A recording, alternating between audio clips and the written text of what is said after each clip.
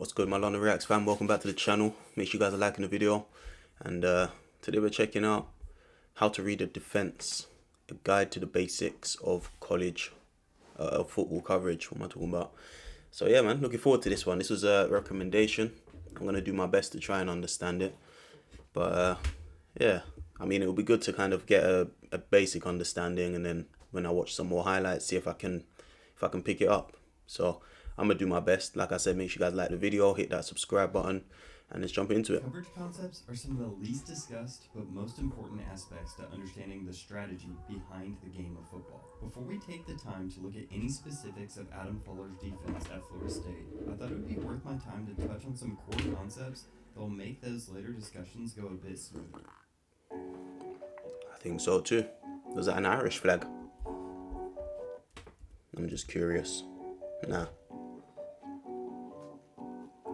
X and O's. See what you done there. Let's first start with the most fundamental of all coverage schemes, man coverage. As the name implies, man to man. Defenders assigned to all eligible receivers, and they're responsible for them no matter where they go in the field. Because man coverage is inherently risky, man defenders are almost always backed up by deep zone defenders, but we'll get into that a bit more later. Okay. There are several different ways to play man coverage, and honestly, a whole series of videos can be devoted to just this topic. But I'm going to break it down into two broad categories. First is off man, which places the defender at about 10 yards. Okay. This allows for a slower defender, like a safety, to have a cushion for deeper routes, but they can also be useful for shorter concepts. In general, it's a lot faster to move forward than backwards. Some defenders are comfortable trusting their awareness to break on short routes quickly. So wait, if I see this in a game, then I should assume this is man coverage. Because he's on him, he's on him, he's on him, and he's on him. Backwards. Some defenders are comfortable trusting their awareness to break on short routes quickly. The second and more common form of man coverage is press man. That's usually played pressed up within a yard or two of the receiver. Notice that no one ever plays in this 3 to 5 yard range. This is no man's land. They're too far to have any real impact on the receiver at the line of scrimmage, and yet too close to have a reliable cushion on deep routes. Not all press man is made the same. In general, a defender... Okay. Even just off of these two clips alone, I feel enlightened. So this is what do they call it? Press man. Within 5 yards. And then yeah, all of this space. So that's why I've been watching videos and I'm like, why is all this space free? But really, it's just a great offensive team managing to get by his marker. Has the option to either jam at the line of scrimmage, meaning he gets his hands on the receiver early, or he can do what's called mirror technique. This method is a bit more conservative. I was actually looking at it the wrong way. The space is here. But same principle applies. Early, or he can do what's called mirror technique. This method is a bit more conservative. The goal is for the defender to mirror the first steps of the receiver and basically present a wall for him to have to run through. A good jam, on the other hand, is supposed to disrupt the stem or the first few steps of the route. This can throw off the timing on shorter routes and make it hard for a receiver to find leverage. However, jam technique has its drawbacks as well. Although the ball doesn't go here, you can see how this missed jam gets the corner's center of gravity out in front of his feet, which means he's lost from the onset of the play. In general, man coverage is the easiest to diagnose for the offense. Firstly, the defenders tend to stare down their assignments, and if you're still not sure, motion can be a good indicator as well. If the defender... Okay, so see, these are the things that I don't actually be noticing, or not noticing. I see them obviously running through and I'm watching plays, but I don't actually be watching, he's running over here, he's got another man running over here, or, you know, vice versa. Trails, it's almost definitely man of some kind. Another potential problem with man is now that the defenders turn their back to the backfield, it can often mean that they have their backs turned when the quarterback decides to take off. Giving them all that space. The other main category of coverage is zone. What most people think of when they think of zone defense is commonly called spot drop zone. That simply refers to the idea that players have an area that they are responsible for, and they drop to that spot once the ball is snapped. Anyone who has played a game of Madden should be familiar with these defenses. The first thing many quarterbacks are taught to look for is the safeties when diagnosing a coverage. They will generally tell you the shell the defense is in, and often give a huge hint to the defense's coverage as a whole. Take this look for instance. With two deep safeties, this is commonly referred to as a middle of the field open coverage. Generally, this either means they're playing cover 2, meaning two deep defenders, or cover 4. The difference is subtle, but in cover 4, usually the corners are playing off, and the safeties are closer to the middle of the field. Generally, the weak spots in a defense can be inferred based on these shells. In cover 2, there's a big gap in the middle of the field, which eventually led to the invention of To find the weak spots, look for the safeties on. where the linebacker sinks a bit deeper into the middle of the field. In addition, cover 2 also presents another gap in what's called the pocket between the corner and the safety. Here's cover 2 in action. Very similar, very similar terminology to soccer, if I'm being honest. Like, it's the exact same coverage names. Obviously man marking is man to man in soccer. Zonal marking, same thing. Pockets, you got players like number 10s who play in the pockets, finding those gaps. It's very similar. Maybe that's why it's so easy for me to kind of understand it. Another gap in what's called the pocket between the corner and the safety. Here's cover 2 in action. Memphis takes advantage of this too high shell by hitting a post in the middle of the field. The other main too high safety coverage is cover 4, which does a better job defending the deep parts of the field, but often leaves holes for short to intermediate routes. Man coverage underneath is commonly combined with a high zone shell, and this can be easily seen with single high or middle of the field closed defenses. The most common coverages here are cover 1, which is almost exclusively called man free, as you have to play man underneath with only one deep defender, as he can't cover the whole field. Okay. And then there's cover 3. Cover 3 is probably the most common shell in football. Having only one deep safety allows the other safety to play as a box defender and help against a run, while having less deep holes in the coverage than cover 2. However, no play is perfect. If you were to guess, where's the weakness in this scheme? If I was to guess, where's the weakness in this scheme? So you have him pushing up. He's able to play in more of a box defense.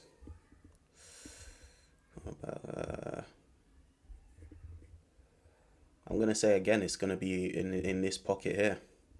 Because you've got one man that's free. If they get some receivers who can get into these pockets, then they make a short pass, I'm going to say. If you guessed along the seams or hash marks, then you're right. Hey. It can be really difficult. Hey, you guys should be subscribing just for that alone. Just for that alone. Goal for a single safety to patrol both seams. Here you see the single safety in the middle of the field with the corners deep and facing the back. Shout out my first responders. I know you guys are going to be commenting, or not even commenting. I know you guys are going to be smiling when you see me say that. Feeling proud, like some proud unks. Big yourselves up. Here you see the single safety in the middle of the field with the corners deep and facing the backfield, which is a good indicator that you're seeing zone defense, and therefore it's most likely some form of cover 3. Memphis has the right play drawn up, and you can see that the quarterback doesn't spend any time looking at anything other than the seam, which challenges this middle free safety. This core problem with cover 3 inspired Bill Belichick and Nick Saban to innovate back in the 90s in their time at the Cleveland Browns. They invented a way to play cover 3 that is able to convert to man when the offense runs 4 verticals in order to get better coverage of the seam. They call this coverage Rip Liz, and it started a revolution and has since created a whole new category of coverages, man-match defenses. Man-match defenses look to have the best of both worlds from man and zone. Defenders wait for a receiver to declare where they're going before they take them in man coverage. These can get incredibly complicated and could honestly have several videos to themselves. I was going to say, get the point across, sounds the technical. most simple version of man-match coverage, banjo.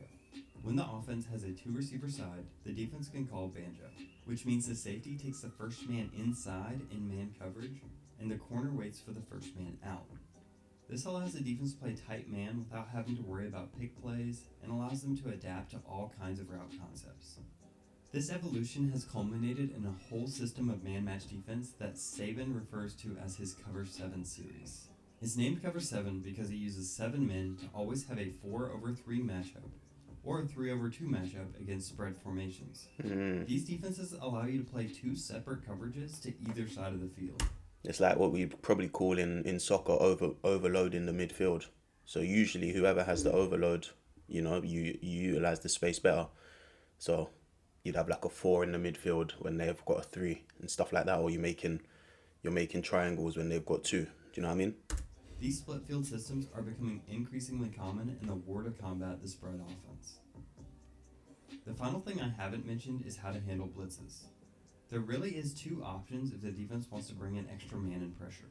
They can either play man across the board with minimal deep help, or they can play what's called fire zones. These are generally spot drop zones that are commonly named based off the amount of deep defenders. Okay. So in this play, Memphis starts with a 2-high look, but rotates after the snap to a 3-high coverage. Let me hear that again. So in this play, Memphis starts with a 2-high look, but A 2-high look, so he's free, he's free. rotates after the snap to a 3-high coverage. They bring 2 linebackers and drop this defensive end in coverage, giving them a 3 over 3 under fire zone. Alright, I think that covers most of the main ideas I wanted to get to. So let's end this off with a bit of a quiz section. Oh, I wasn't ready for this. Take a look at this pre-snap. Okay. What coverage is Memphis playing here, and how do you attack it if you're the offensive coordinator? I'm gonna say they're playing man press. Because they're all within five yards of each other, and it's man to man. And if I'm attacking this, I'm going to go. He's gonna push out. They've got the 2 safeties here. He's gonna be free. I reckon one of these are gonna be free. I'm gonna try and attack this space here, or this space over here. That's the way I'm reading it. Well, the first thing you should look at is the safeties. With 1 high safety, they are most likely either playing man free or some form. Oh, my bad. I'm reading it the wrong way. Same thing though. Same thing applies. So again, man press. Obviously 1 safety. So even more so, you're exploiting these 2 spaces here. For sure. And they're probably going to go for a short. Of cover 3. If it were cover 3, you would see these corners playing back with their eyes toward the backfield. But instead, across the line of scrimmage, you see the defenders head up with their responsibilities, indicating man coverage. So we know we have man free. The final question is what these linebackers are doing. They're either splitting the responsibility for the running back in the backfield, or one is dropping into some kind of robber zone in the middle of the field, or they're coming on a blitz and leaving one on an island with the running back. In this play, Memphis brings 2 of the linebackers and one waits for the running back. Oftentimes, if this defender sees that the running back is in pass protection, then he can come on a delayed blitz, which is often just referred to as a green dog blitz. Alright, last play. What do you see here? Referred to as a green dog Hold on, don't play it then. Let me see. Last play.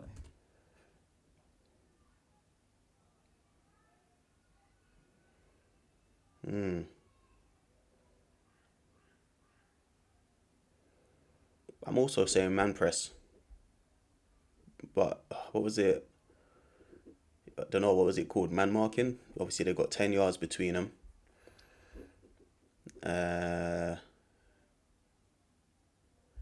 They've got 2 safeties at the back.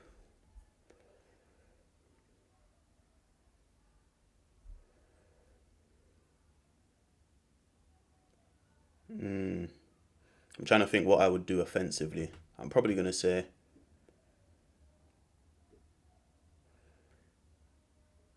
I don't know. This looks like the kind of play where maybe the quarterback would run.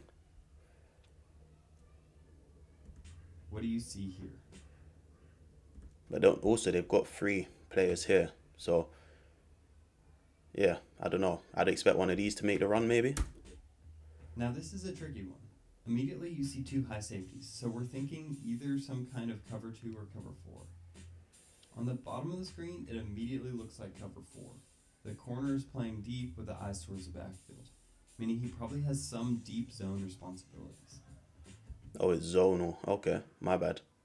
But on the top of the screen, it looks like this safety has half the field deep because the corner's playing tight and face up to the receiver, almost like man coverage. If this were true zone coverage, you could call this cover 6, which just means half of the field is playing cover 4 with the other half playing cover 2.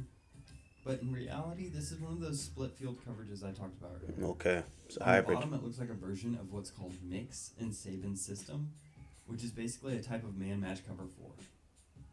On top, you probably have some kind of cone coverage, where the safety and corner are comboing this wide out. Much like the banjo coverage I talked about earlier, except this is for only one receiver. Since there is a form of cover 4 match down here, once this receiver commits vertical, the safety takes him man on man, while the play action pulls away his underneath help, which makes this out route an easy completion. Now this was just the basics. There's a whole world of coverage concepts that I didn't even touch on. There are zone match coverages and all sorts of ways that coverage interacts with gap responsibilities at the line of scrimmage.